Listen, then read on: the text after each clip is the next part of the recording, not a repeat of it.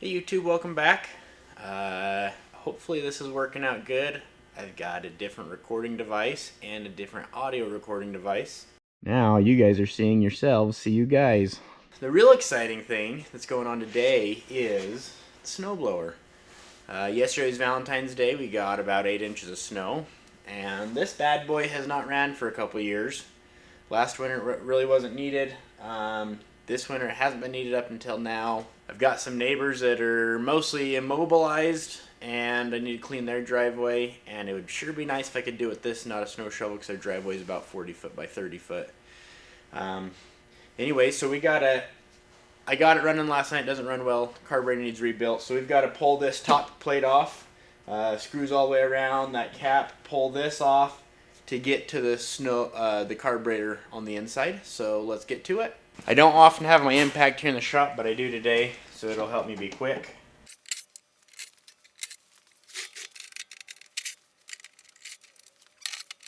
When I am working with the impact, right now I have all Makita. I like to have a longer tip on it, and then I can also do a socket adapter. Just makes things go really quick. If you're light on your trigger, you won't strip stuff out. I know a lot of people say you only strip stuff out with impacts. It's all about trigger control, just like in a gun. So it looks like this chute needs to come off too. I'm up under that lip, so I'm going to take that all apart real quick too. Another tool shout out, the Knipex pliers wrench. These are amazing. They fit everything. They actually grab tighter than a standard wrench does, so you're less likely to strip stuff out.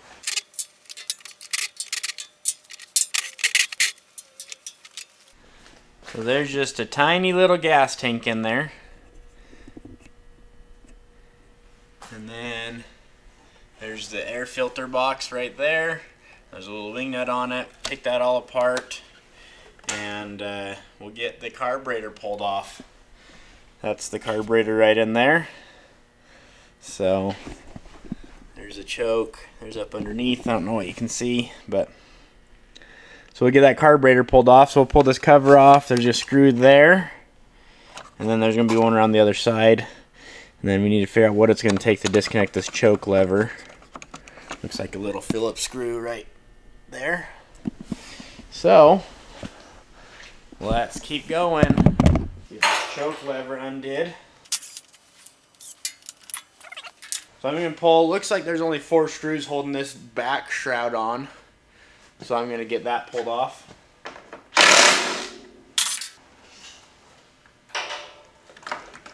It's going to take the gas tank with it, so I need to plug the gas line and disconnect it.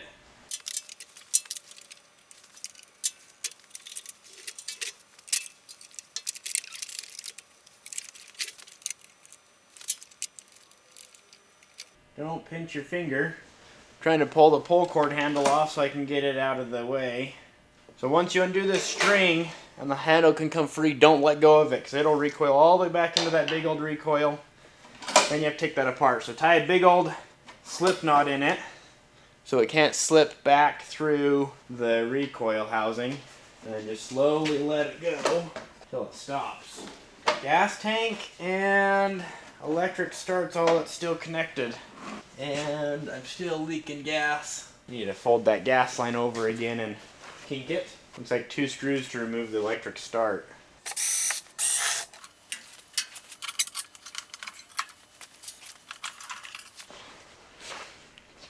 That cover's off now. We're down to the carburetor. 2 7/16 to pull that carburetor off. Gas line's already disconnected. Choke line's right here. We can get this guy off. Oh, it's a 3/8. Stand corrected, 3/8. No, it's not a 3/8 or a 7/16, so it's a 10. Everything else on the carburetor's been standard, so why shouldn't that be metric, huh? It's a little baby air box, but it's got this breather port that normally you'd see coming off the crankcase going there, but that crankcase doesn't look like it was intended to be up there. So it's kind of interesting. You can see right here it doesn't go up there. Never lose the gaskets. Disconnect the spring and the governor throttle. And there's your carburetor. It's a Huai. I don't know if you can focus in on that. Huai. Huay. Let's hit this bad boy with some carb cleaner, take them apart.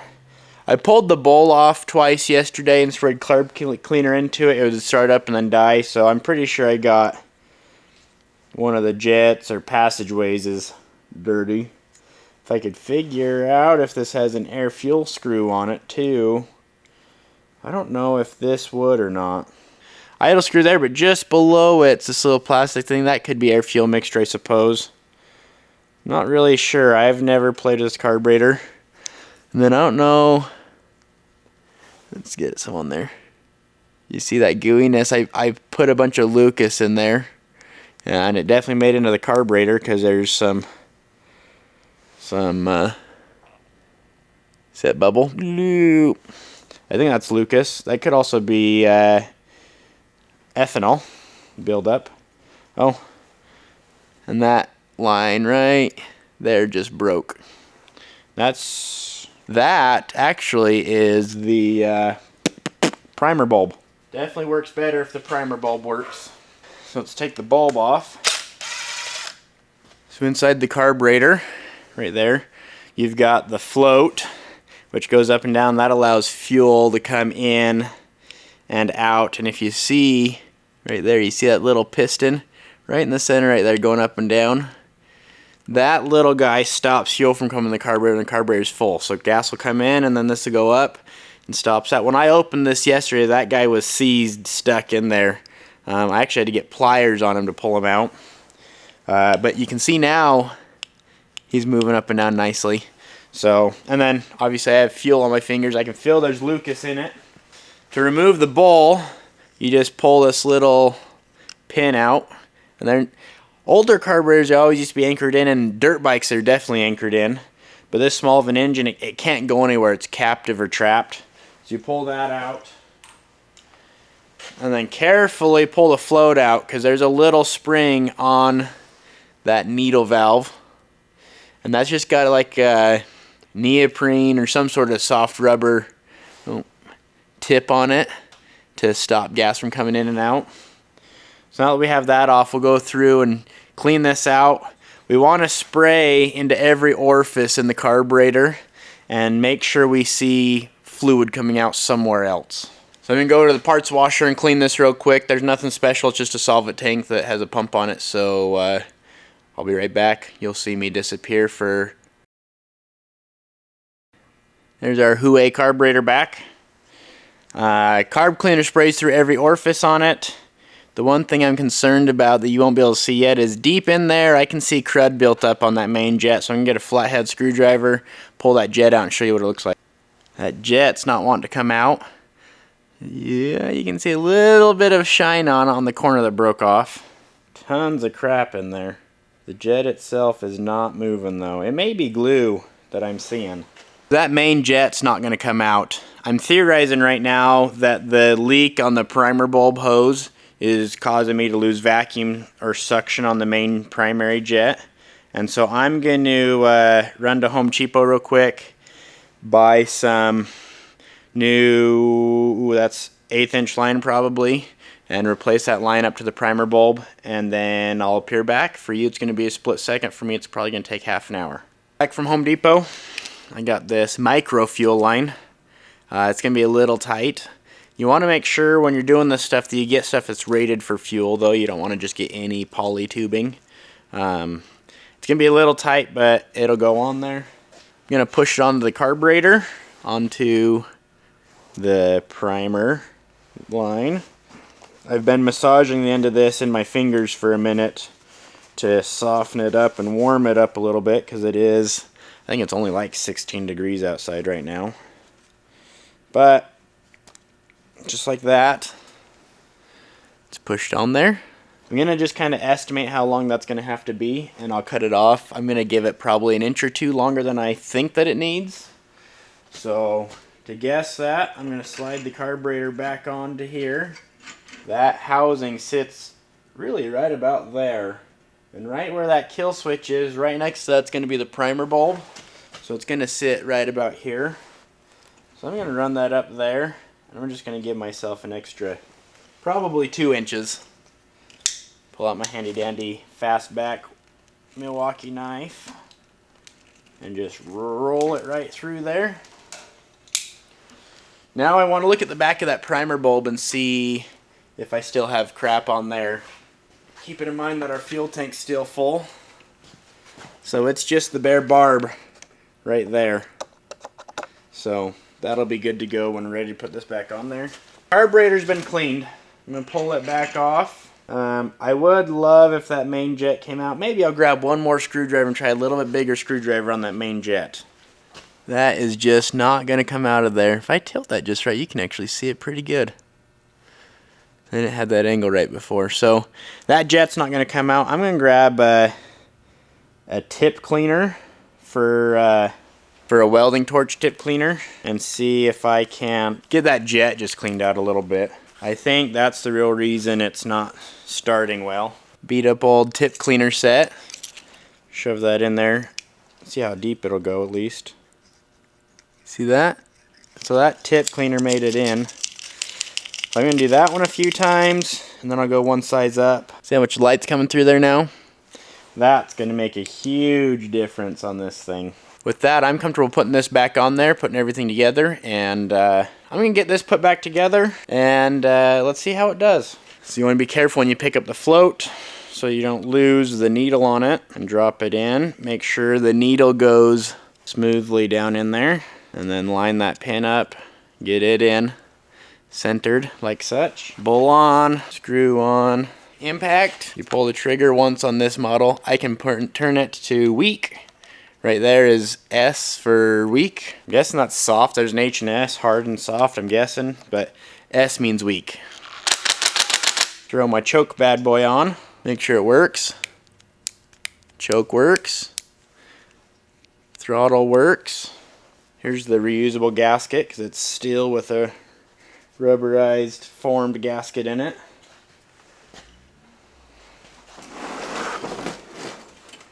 So look around, there is wrong ways to put this on, and I was about to do it. So typically they form around the carburetor.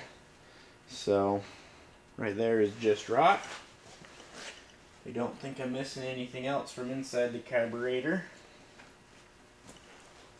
So I'm going to wipe the gasket on my air cleaner. It's not really an air cleaner, it's more of like a air filter housing that doesn't use a filter. Make sure my choke is lined up to come out. That all looks correct. It's always good to take a second look and make sure everything appears proper.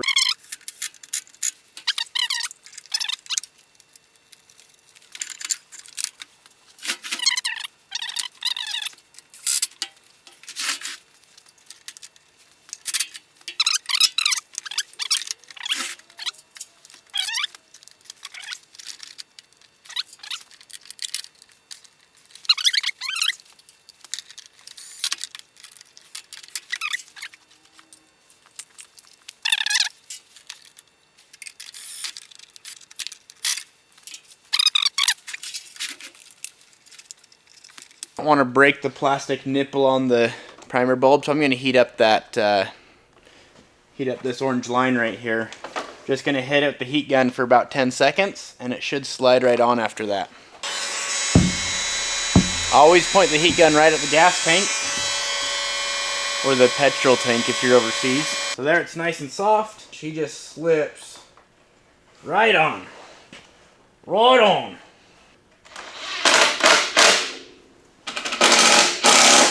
The choke lever handle is Phillips. Oh, that was hard on my fingertips.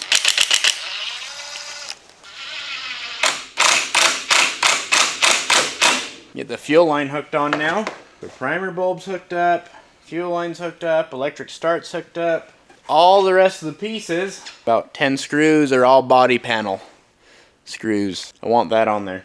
You want to tie a little bit of a bigger knot. Almost a granny knot, but with 2 loops.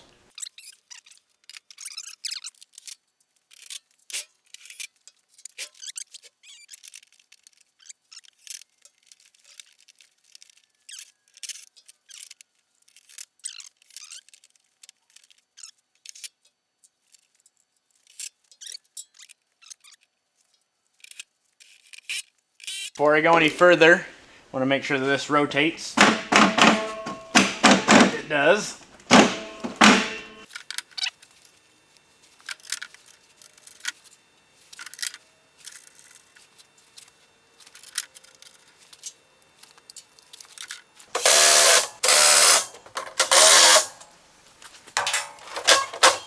You can see why that's annoying to have to adjust while you're snow blowing. You almost have to stop the machine and come up and grab it. Maybe it's more worth it to build something that runs off the bolts. Let's make sure this thing runs real quick.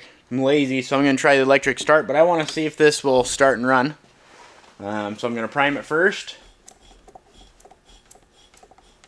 I hear air moving, but I don't hear any gas.